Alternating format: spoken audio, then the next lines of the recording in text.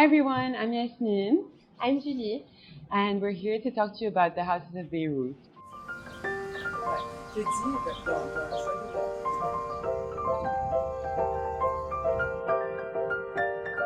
The project started with our mom that made this book in 1997 because they were destroying the pink house in Daoshi. And my mom wanted us to grow up with these heritage houses as part of our lives. After the Beirut blast, we decided to reprint a new edition of this book and donate 100% of the proceeds to rebuilding these heritage houses. Beirut Heritage Initiative has been doing an incredible job in rebuilding these houses. Since we launched this project in October, we've been able to raise enough funds to rebuild the house. We'd really like to thank every single one of you for your support in this project.